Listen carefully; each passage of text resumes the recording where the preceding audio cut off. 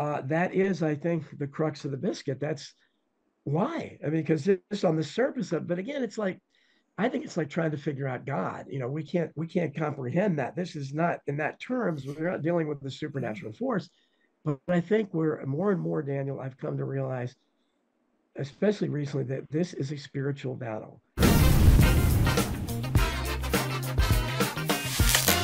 Good afternoon, ladies and gentlemen. Thanks so much for joining us. This is Daniel Estulin. Welcome to Estulin Media. Today, my guest, well, he's been on before. He's a friend of mine. His name is Donald Jeffries, American historian, JFK researcher going back to the 1970s.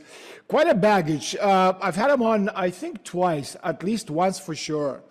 And it was an amazing interview. He sent me his new book about 5 months ago. I read it immediately. I said, let's do this right away. He said, no, we have to wait. Anyway, so he's joining us today from the United States. Donald, thank you so much for your time. Daniel, it's always a pleasure. I love talking with you. So listen, we're going to be talking about your new book today called American Memory Hole, how the court historians promote disinformation. Now, I've read two of your other books, amazing books. One is called Hidden History, an expose of modern crimes, conspiracies, and cover-ups in American politics, and its prequel, Crimes and Cover-ups in American Politics, 1776. That's the revolution going all the way to 1963. That's the Kennedy assassination. So I guess the first thing I wanted to ask is, what's your obsession with the past? Well, I think, I was, as a kid, I always loved history. I was drawn to it. And I particularly loved the American Revolution. That used to excite me as a little kid it was always my favorite subject. And they taught real history better back then. So, I got excited when I heard Patrick Henry say, I may not agree with what you say, but I'll defend to my dying day your right to say it. That struck a chord in me. I said, wow, as a little kid, I could realize that's profound. And I didn't know that's what civil libertarianism, that's what I am, is a civil libertarian. I'll defend anybody because everybody has the right, even if I disagree with it. And just, the Boston Tea Party and Paul Revere, all that stuff you learn as little kids, it was very exciting to me. And I live in Northern Virginia, so we live in areas that could go to Mount Vernon and things like that. So I could, and we had to field trips like that when I was a little kid. We'd take the trips to Mount Vernon, the Smithsonian's and stuff. So I was steeped in that history, and I didn't really understand how much we'd been lied to at that point. It wasn't until later that I recognized that. So, and it wasn't until I, started researching the JFK assassination, which was my introduction to all this.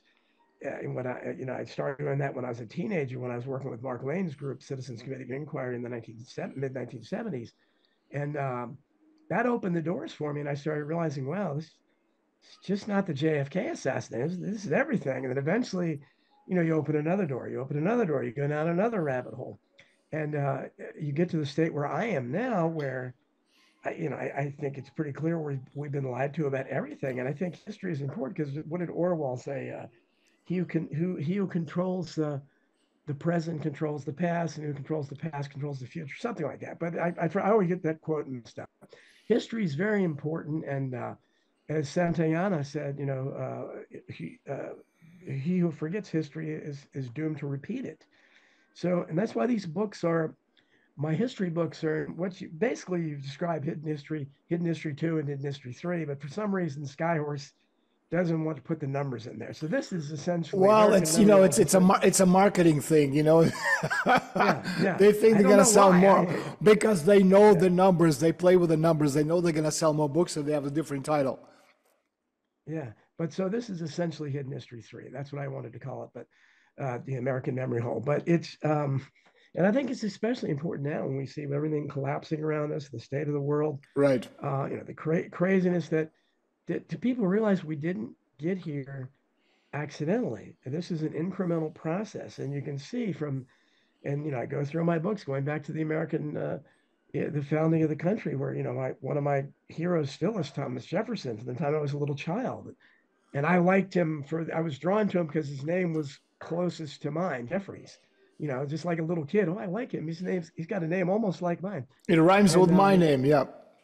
Yeah. So I was drawn to him, and plus he wrote the Declaration of Independence, and just those words just ring out. So they're so again so profound.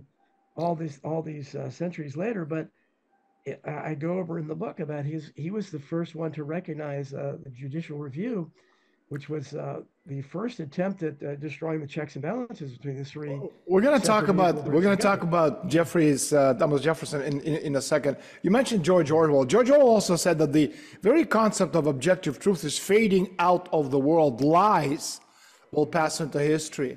Have lies definitely replaced truths? Oh yeah, I mean, I'm still I haven't given up trying, but I haven't because I do a lot of research and I have a research team now. Peter C. Koch and Chris Graves do a great job for me and they found a lot of the material in this book, and because they do deep dives that I can't do, but I hope to one day find a significant event that I can research and find out they're telling even the basic truth. I haven't found one yet. So I don't know if there is that, but I just have to assume, I guess a broken clock is one right twice a day. Maybe there's one somewhere. I don't know. But so far, if you scratch the surface of any of these events, you realize, wow, this is just, it's like, for instance, in this book, you'll see this, the people that are consigned to history as villains usually are more likely to be heroes and vice versa. If they're considered heroes, they're more likely to be villains. Well, you mentioned that Joseph McCarthy. We're going to talk to him as well a little bit later on. This is your third book on hidden history. What's the difference between hidden history and a conspiracy? Well, I think it's all part, when people say in the first hidden history, I don't remember it exactly, but I got the definition of a conspiracy from the dictionary. And I said, I think what we're looking at here is an uninterrupted timeline of organized corruption. And I think that's a pretty good, working definition of a conspiracy. Because people tell me all the time, well, you think everything's a conspiracy. And I say, well, yeah, I do. That's because we're being run by conspirators. It's like you look at the mafia, which has kind of gone out of style now. You see them in movies, but I don't know how much power they actually have because government is Not as much as exactly, not as much as the government. yeah, exactly.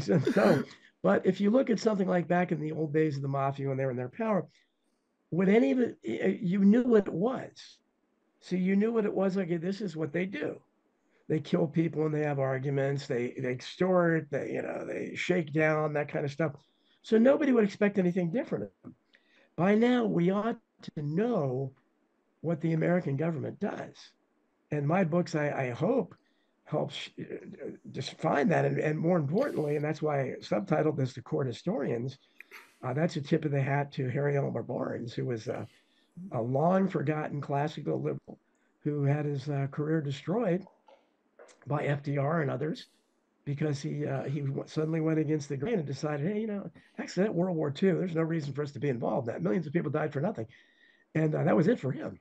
He was drummed out of polite society, and he ended up his life, speaking at revisionist Right. historical conferences. So he's the one that came up with the term court historians, and I like his. So I use that out of respect for him, and I also like the fact he said, well, I'm trying to do the same thing he said he was trying to do, and that was to bring history into accord with the facts.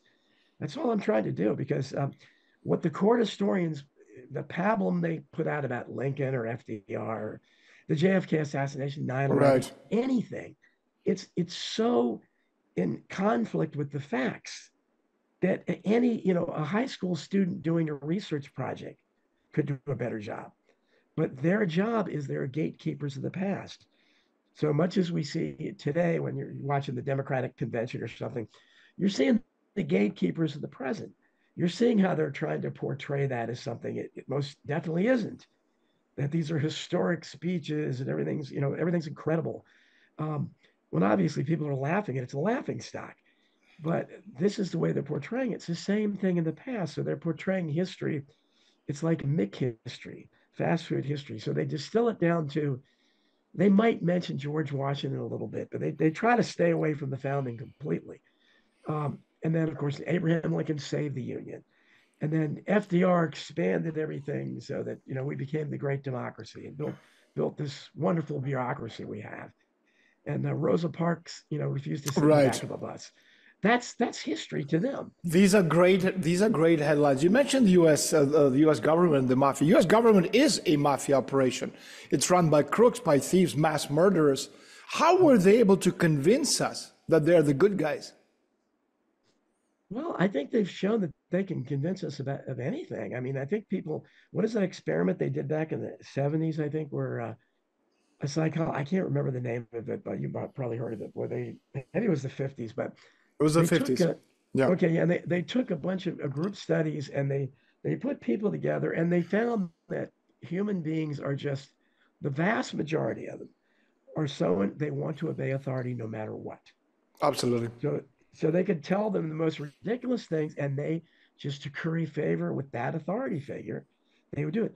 That's what we see. I mean, COVID proves that. I mean, and Yeah. you're not in America, but the most disillusioning part Well, of I that was lived I in Canada when it started, and when I heard oh Trudeau, man. Prime Minister, it was like 2 days. We were gonna go on a ski trip. Mhm. It was like 2 days before the kids' spring break, Mhm. and we have the ski set, everything in the living room. It's like Canada in March is like minus 30 degrees, and Mhm. so Celsius, and so I'm listening to Trudeau. And he's talking about something COVID. I didn't quite understand what it was, but when he said that they're shutting schools down until the end of the year, I said, "What? Yeah, yeah. No, you're Well, not." And yeah, two and days later, we went down to Mexico and we stayed. We've been here for 4 years. that's the most incredible part of that was that really the entire world, to varying degrees, Yeah, was shut down in a in couple days. in 3 weeks, the entire world, Yeah, yeah, 7 billion people. Yeah, yeah. I mean, and I Putin didn't object, and I remember. I mean, nobody. There wasn't any kind of rebel that said, no. what do you mean? This is stupid. I mean, some of them were better than others. Brazil and And let's Korea, not forget that in the United States, Sweden. for all this talk of JFK and Trump, I mean, Trump is the one that boosted charge this whole thing with COVID. Right, right. People That's forget right. that. That's right, and that's the thing that his. Unfortunately, we can't forget about him, and he's still clinging to that, the warp speed vaccine thing. But the that was so disillusioning to me when I saw. I mean, I knew we were outnumbered, but when I saw the number of people that were willing to We put were on those masks, yeah, greatly out, yes, 7 billion to one. yeah, yeah. And so when you saw that, it's like, wow, this is. So you realize the extent of the problem and how hard it is I tell you, to man, try like, to. Donald, like this, I have never been, I mean, I started my career in military counterintelligence in Africa. We're very close to being killed many, many times. But I'd say the only time I was really, really afraid, like really afraid, is when I realized in March, April 2020, how this COVID operation worked and how few of us are there who actually, sane minded enough to understand what was going on. And that's when I thought to myself, Jesus Christ, like we're terribly outnumbered. This isn't a question of 70-30. This is like 99 to 1. What do you Yeah, do? yeah, and that's what I mean. I saw, and I'm sure so that almost every family witnessed in my family. I was canceled. One of my nieces canceled me, and I am on non-speaking terms with my two brothers, so I haven't spoken for the last 3 years. wow, and that's just Yeah. and that's kind of become the norm because of that. It was like they say that kind of stuff happened in the Civil War, but even more of an extent here, and just to see that people would be willing to, because basically what they were doing, and that's what my book talks about, where when we went from the kind of government the founders wanted to an Uncle Sam type of the founders would have hated Uncle Sam, the figure, and that wants you. That's when I think Americans began obeying the authority, the state. And so you saw in your case, my case, families now their number one authority is the state, not God, not their family. And so they're willing to say, well, okay, it's my brother, it's my uncle, or whatever. That's it. I don't with siblings. So I don't need to have that relationship anymore because it's so important for me to do what the state says. And this is why I say, in terms of COVID, they're never going to admit So that. they're willing to destroy family ties, blood, to obey the state. Yes, And absolutely. that reminds me, George Orwell's a protagonist, Winston Smith, in Orwell's 1984. He said, "I understand how, I do not understand why." Yeah. So let me ask you a question, because one of the things that I do is I basically live to try to answer my question. Who runs the world? So have you figured out the why yet? Why are they doing what they're doing to us?